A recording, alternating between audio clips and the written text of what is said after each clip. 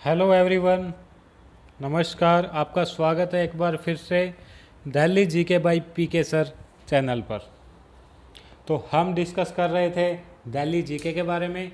Delhi GK का basic introduction हो चुका था। आज हम देखेंगे दिल्ली का प्राचीन एवं मध्यकालीन इतिहास, और इसमें से स्पेशली आज हम देखेंगे एंशियंट हिस्ट्री ऑफ दिल्ली। तो सबसे पहले तो आपको पता होना चाहिए कि दिल्ली का प्राचीन इतिहास क्या था, कैसे था। उससे पहले मैं आपको बता देना चाहता हूँ कि हमारा जो इतिहास है इंडिया का, तो वो है 3 टाइप में बटा हुआ है: प्राचीन इतिहास, मध्यकालीन इतिहास और आधुनिक इतिहास, यानी कि एंशियंट इंडिया, मेडिवल इंडिया और मॉडर्न इंडिया। अगर तो हम बात कर रहे हैं 700 एडी से पहले की, तो वो होगा एंशियंट इंडिया, यानी कि प्राचीन भारत। ठीक है, एंशियंट हिस्ट्री। इससे पहले की आज हम बात करेंगे कि 700 एडी से पहले जो कुछ भी हुआ वो एंशियंट हिस्ट्री में था। उस टाइम पर दिल्ली की क्या पोजीशन थी, दिल्ली का क्या आता पता था, कहाँ पे थी दिल्ली, दिल्ली को किस नाम से जाना जाता था, कौन से राजा यहाँ पर थे। ठीक है, वो सब देखेंगे। उसके बाद एंशियंट इंडिया के बाद आता है मेडिवल इंडिया, यानी कि मध्यकालीन भारत, जो कि आपका चलता है 700 से और 1857 तक।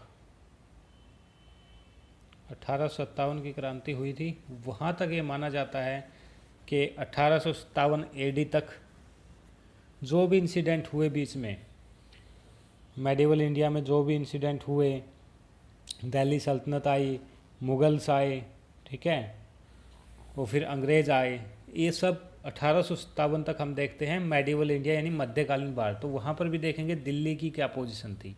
और 1857 के बाद में जो हम पढ़ते हैं वो होता है मॉडर्न इंडिया या मॉडर्न हिस्ट्री, और उसके बाद भी फिर हम देखेंगे कि कैसे कैसे घटनाएं घटित होती है और दिल्ली का क्या क्या रोल रहता है। ठीक है, तो चलिए स्टार्ट करते हैं। दिल्ली का प्राचीन इतिहास आज देख रहे हैं। तो दिल्ली भारत के प्राचीनतम नगरों में से एक है। इस नगर की महत्ता के संबंध में संस्कृत में एक उक्ति है। संस्कृत में कहा गया है कि पुष्पेशु मल्ली नगरीशु दिल्ली, यानी कि जो पुष्पों में स्थान मल्लिका का है वह नगरों में दिल्ली का है। मतलब दिल्ली को एक पहले ज़माने से ही दिल्ली को एक अच्छा शहर माना गया है। ठीक है ना, काफ़ी अच्छा मतलब नगर माना गया है। महाभारत से लेकर आधुनिक काल तक अनेक राजाओं और शासकों ने दिल्ली के भूखंडों पर अपनी राजधानी बनाया। ठीक है, आज दिल्ली जो है भारत की कैपिटल है, लेकिन इससे पहले भी मेडिवल और एंशियंट हिस्ट्री में अगर हम देखेंगे तो उस टाइम पर भी जो राजा लोग होते थे उन्होंने भी दिल्ली पर अपना अधिकार किया था, और दिल्ली को एज ए राजधानी उन्होंने ट्रीट किया था। चलिए देखते हैं प्राचीन काल में दिल्ली। प्राचीन काल क्या है, 700 बीसी से पहले। ठीक है, तो चलिए देखते हैं।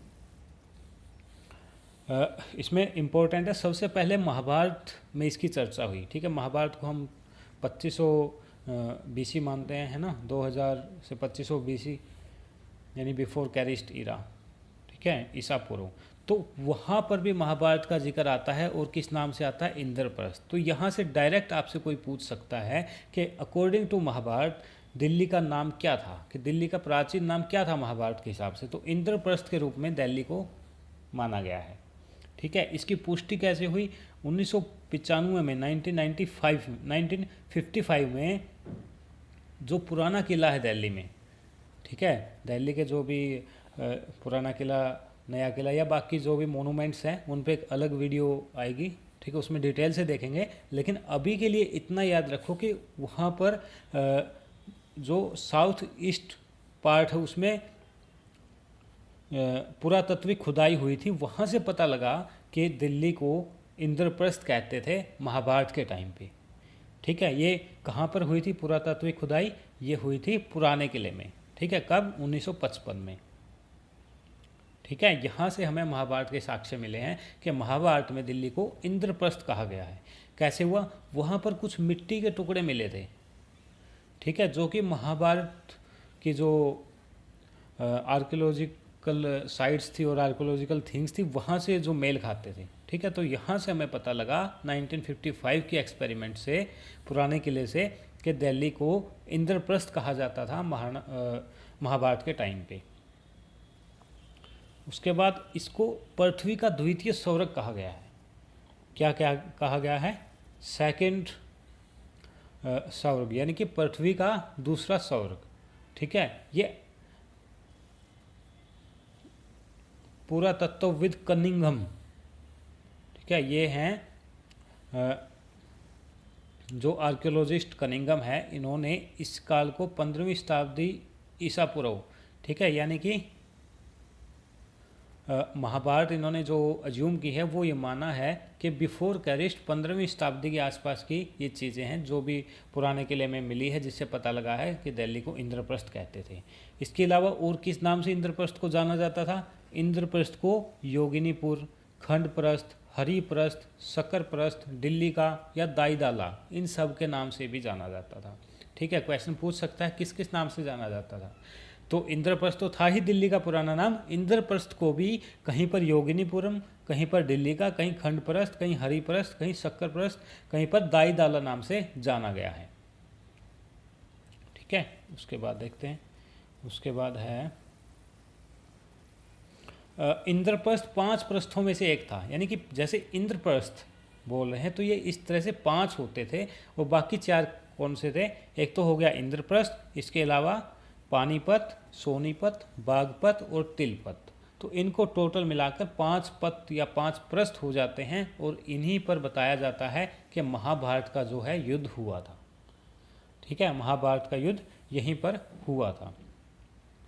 अब नेक्स्ट क्या है? पुराने किले में निर्मित भैरव मंदिर को महाभारत कालीन स्थापत्य का अवशेष माना गया है।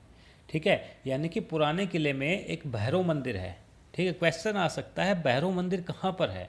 ठीक है, या किसको महाभारत कालीन स्थापत्य का अवशेष माना गया है? तो पुराने किले में भैरव मंदिर है जो, उसको माना गया है कि वो महाभारत के समय से ही दिल्ली में सिचुएटेड है, दिल्ली में है। और कहाँ पर क्या मिलता है इसके रिलेटेड? तो कांगड़ी भाषा में एक राजावली नामक हस्तलिखित बुक मिलती है, यानी हाथ से लिखी हुई एक किताब मिलती है, उसका नाम है राजावली, किताब का नाम। कौन सी भाषा में लिखी है? क्वेश्चन आ सकता है किस भाषा में लिखी है राजावली। ठीक है, ये लिखी है कांगड़ी भाषा में। क्या बताती है? ये बताती है कि दिल्ली पर जितने राजवंशों ने राज किया उसका विस्तृत वर्णन लिखा हुआ है इसमें। ठीक है, पहले इतनी टेक्नोलॉजी तो होती नहीं थी कि रिकॉर्ड करके चीज़ों को रख दिया जाए, तो ऐसे ही जो पहले किसी ने अगर सोचा होगा तो उन्होंने हस्तलिखित बुक पे लिख दिया कि दिल्ली में महाभारत के बाद जितने भी राजवंश आए उनका विस्तृत विवरण कर दिया।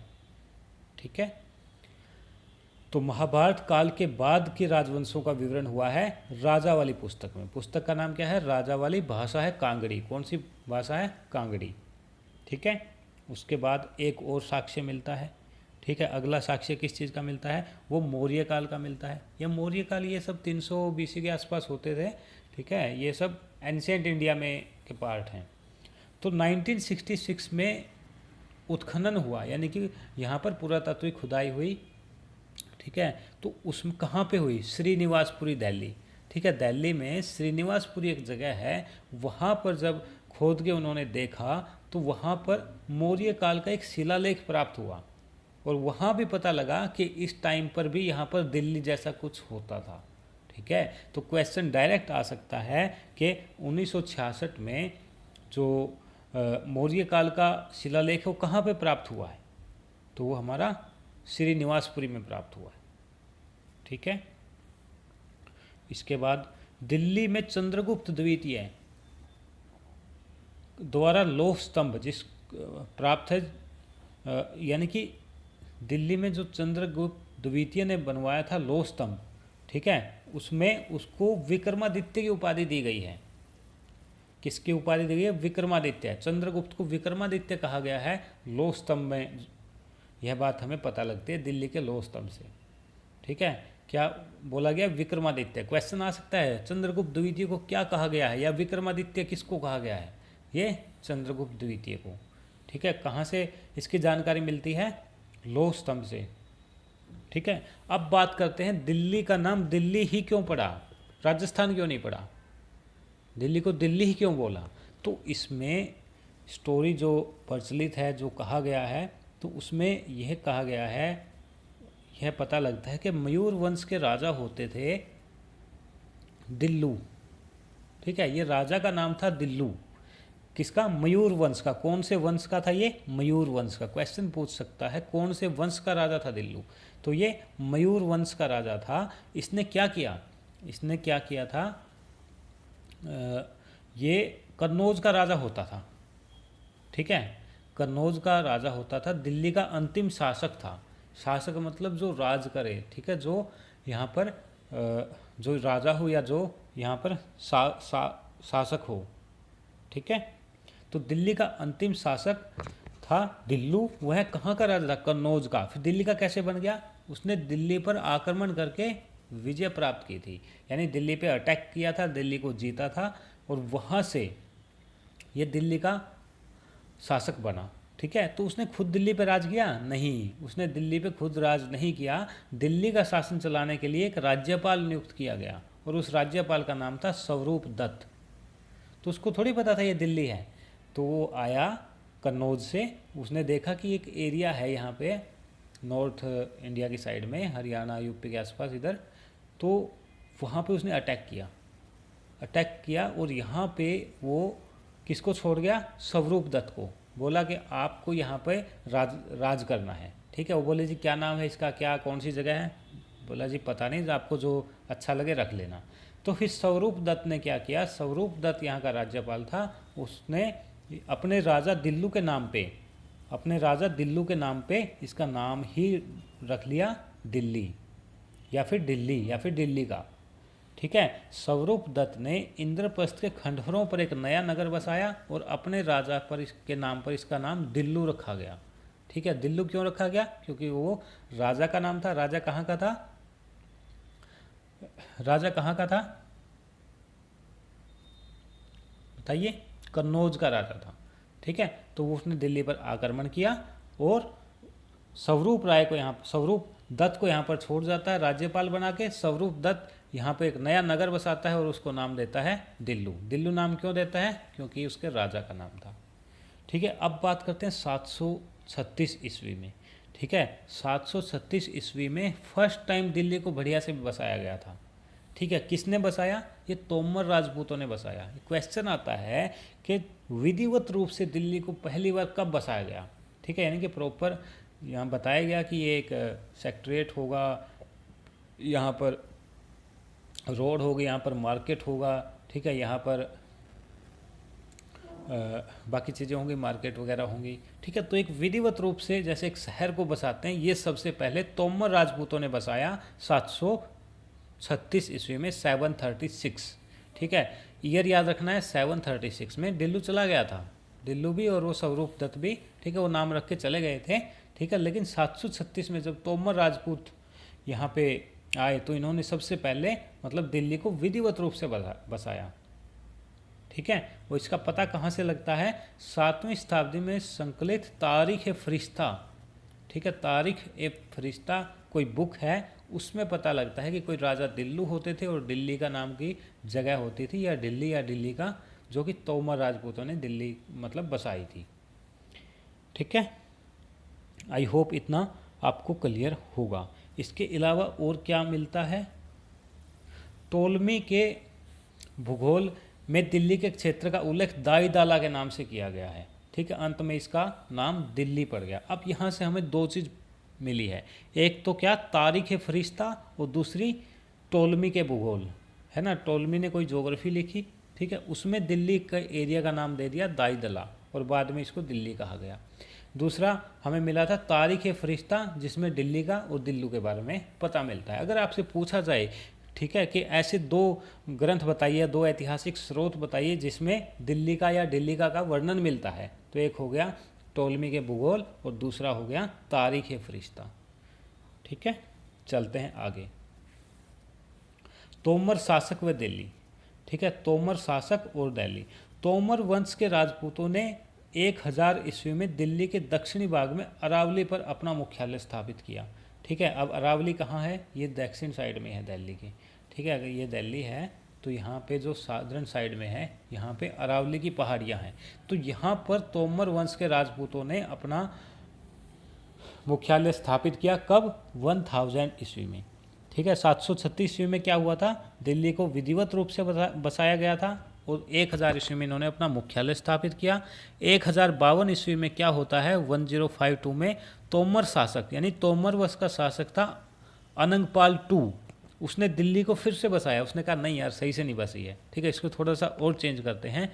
तो दोबारा से दिल्ली को बसाया अनंगपाल II ने और यहाँ पर अपना एक किला बनाया। उस किले का नाम रखा लाल कोट। ठीक है। लाल कोट एक किसका नाम रखा? किले का। किला क्या होता था? चारों तरफ से घेर लेते थे, मतलब चारों तरफ से घेरा बना लेते थे, बीच में एक सेफ जगह होती थी। ठीक है, कि ताकि वहाँ तक कोई ना आ सके, उसको बोलते थे किला। ठीक है। तो लाल कोट उसका नाम रखा गया। दिल्ली की सुरक्षा के परिप्रेक्ष्य से यह दिल्ली का पहला किला था और इसी लाल कोट को पहला किला माना गया।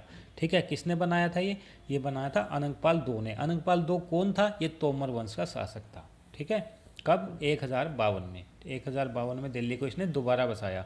तो एक बार दिल्ली को बसाया गया था 736 में और दोबारा बसाया गया 1052 में। ठीक है। उसके बाद देखते हैं क्या होता है। दिल्ली में 12वीं शताब्दी के प्रारंभ में तोमर राजा अनंगपाल III का शासन था। यह दिल्ली के तोमर वंश का अंतिम शासक था। ठीक है। तोमर II के बाद यानी अनंगपाल II के बाद आया अनंगपाल III और ये था लास्ट रूलर। ठीक है। लास्ट रूलर क्यों था? उसके बाद इसको हरा देते हैं कौन? चौहान। ठीक है। और फिर आ जाता है चौहान वंश का शासन यहाँ पे। ठीक है। तो चौहान शासक और दिल्ली का देखेंगे तो राजा अनंगपाल के समय में चौहान वंश के राजा विग्रहराज ने दिल्ली में चौहान वंश की नींव रखी। अब ये दूसरा हम डायनेस्टी पढ़ रहे हैं यहाँ पे। एक था तोमर वंश जिसमें इम्पोर्टेंट था 736 और 1052, है ना, 2 बार दिल्ली को बसाया था। अनंगपाल III लास्ट रूलर था तोमर वंश का। अब बात करते हैं चौहान वंश की। चौहान वंश में क्या हुआ? राजा अनंगपाल के समय में चौहान वंश के राजा विग्रहराज ने दिल्ली में चौहान वंश की नींव डाली और 1151 में दिल्ली पर अपना अधिकार स्थापित कर लिया। अब यहाँ पे अगली ईयर इंपॉर्टेंट है 1151। यहाँ पे क्या होता है? यहाँ पर अब चौहानों का कब्जा हो जाता है, चौहान अधिकार कर लेते हैं। ठीक है। और चौहान से इम्पोर्टेंट है कि यहाँ पे जो चौहान थे वो दिल्ली पर शासन करने वाला अंतिम हिंदू वंश था। इसके बाद मुस्लिम आना शुरू हो जाते हैं। ठीक है। मुगल आना शुरू हो जाते हैं। तो अंतिम हिंदू वंश था चौहान वंश। ठीक है। ये वही चौहान है जो 1100 मोहम्मद गौरी के साथ जिनकी लड़ाई होती है। ठीक है। तराइन 1191-92 में। ठीक है। पृथ्वीराज चौहान और वो सब, ये वही चौहान वंश है। ठीक है। तो यह लास्ट हिंदू वंश था जिसने दिल्ली पर शासन किया। पृथ्वीराज चौहान III इस वंश के लास्ट शासक थे और इसको राय पिथौरा भी कहा जाता है। ठीक है। राय पिथौरा किसका नाम था? राय पिथौरा नाम था पृथ्वीराज चौहान III का। ठीक है। पृथ्वीराज चौहान III था, उनका वो लास्ट शासक थे चौहान वंश के। अनंगपाल III थे लास्ट शासक तोमर वंश के। ठीक है। पृथ्वीराज चौहान III ने अपने शासनकाल में इन्होंने क्या किया था? लाल कोट का विस्तार कर एक बड़ा किला बनाया गया और इन्होंने लाल कोट को बड़ा किला बना के उसका नाम रख दिया अपने नाम पे, किला राय पिथौरा। किला राय पिथौरा। और यह दिल्ली का पहला ऐतिहासिक नगर बना। ठीक है। मतलब एक किला था लाल कोट, उसको पूरा अच्छा बड़ा उसको मतलब अच्छा बड़ा एरिया में उसको बनवा दिया, उसका नाम रख दिया किला राय पिथौरा और यह दिल्ली का एक सिटी बन गया। कौन सा? पहला ऐतिहासिक नगर। ठीक है। आगे नगर बसाए जाएंगे, कोई तुगलकाबाद होगा, ठीक है, महरौली, इस तरह से काफ़ी नगर आगे आएंगे। तो पहला नगर था किला राय पिथौरा। दिल्ली के अंतिम हिंदू शासक पृथ्वीराज चौहान के शासन के समय शिहाबुद्दीन मोहम्मद गौरी ने 1191 में दिल्ली पर आक्रमण किया और दोनों के मध्य थानेश्वर में के निकट तराइन का युद्ध हुआ। ये करनाल में है। ठीक है। वहाँ पे तराइन का युद्ध हुआ है। हरियाणा में एक जगह है तराइन। ठीक है। इसको तराइन या तरावड़ी बोलते हैं। और उसमें गौरी की हार हुई। 2 बार ये युद्ध हुआ था, 1151 में और 1152 में। ठीक है। 1151 में गौरी हार जाता है, लेकिन 1152 में युद्ध में गौरी जीत जाता है और चौहान की इस युद्ध में हार हो जाती है। बाद में मोहम्मद गौरी दिल्ली पर अपनी सत्ता स्थापित कर लेता है। और अब हम अगली क्लास में पढ़ेंगे कि किस तरह से फिर आगे वंश आते हैं। ठीक है, मध्यकालीन इतिहास शुरू हो जाता है उसके बाद। ठीक है, मोहम्मद गौरी के बाद किस तरह से फिर गुलाम वंश और बाकी वंश आते हैं, तो वो करेंगे नेक्स्ट क्लास में। तो आज के लिए इतना ही। आई होप आपको अच्छा लगा होगा। चैनल को सब्सक्राइब करें, Delhi GK by PK sir. कोई भी आपका सजेशन है तो आप कमेंट कर सकते हैं। Thank you very much.